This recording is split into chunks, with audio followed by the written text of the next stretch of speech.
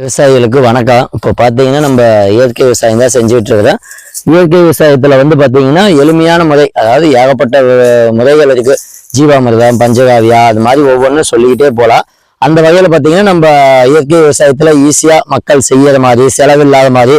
இப்போ ஜீவாமிர்தம், பஞ்சகாவியானா ஒரு தடவை சாணத்தை தேடி போகணும். இப்போ நம்ம இந்த சாணத்தில் உள்ள பாக்டீரியாவை பிரிச்செடுத்து சாணப்பாசி கரைசல்னு பண்ணிக்கிட்டு இருக்கிறோம். அப்படி பண்ணும்போது பார்த்தீங்கன்னா நம்ம இடுபொருளை தேடி போக தேவையில்லை. எல்லாமே அதை வச்சு நம்ம சுற்றி இருக்கக்கூடிய இடுபொருளை வச்சு நம்ம தயாரிச்சுக்கலாம். வீட்டு தோட்டம், மாடி தோட்டம், காட்டு தோட்டம், அனைத்து தோட்டத்துக்குமே பயன்படுத்திக்கலாம். அப்படி நம்ம பயன்படுத்தினதுல ரிசல்ட் பார்த்தீங்கன்னா இப்போ கொண்டு வந்து கிட்ட காட்டுப்பா. இதெல்லாம் பார்த்தீங்கன்னா பொருளை, நார்மலான பொருளை இவ்வளவு நீளம் தான் வரும். நம்ம சாணப்பாசி கரிசலை பயன்படுத்தி அதுலயே புண்ணாக்கு கரிசல், வாழைப்பழ கரிசல், மீனமிலம். இப்போ மீனமிலம் எல்லாம் பார்த்தீங்கன்னா ஒரே 10 to 15 நாள்லயே தயாரிச்சுக்கலாம்.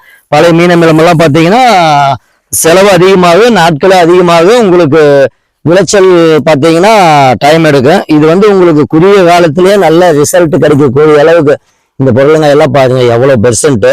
இதெல்லாம் அபரிதமான வளர்ச்சின்னு தான் சொல்லணும். காய்பிடிப்பும் பார்த்தீங்கன்னா நிறைய இருக்கும் புடலங்காயில.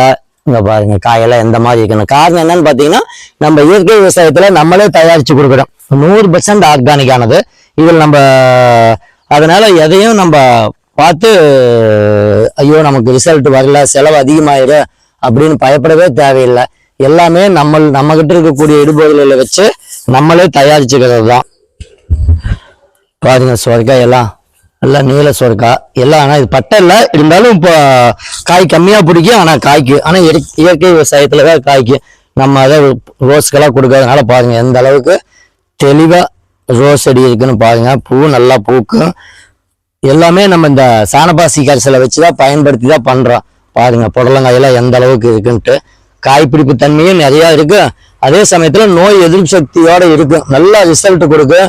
பிஞ்சு அதிகமா பிடிக்கும், நோய் வராது, செடி நல்லா நெட்டோட்டமா ஓடுங்கன்னு பாருங்க. அது வரைக்குமே ஒரே செடி தான். இதுல கொடுத்து நம்ம பயன்படுத்துறது பார்த்தீங்கன்னா இப்போ வாழைப்பழத்தை போட்டு பொட்டாஸ் போட்டு வச்சுக்கிறோம். இந்த மாதிரி ஒன்னொன்னே நம்மளே விவசாயிகளே தயாரிச்சுக்கிறதுனால நமக்கு செலவு கிடையாது, ரிசல்ட் நல்லா இருக்கு.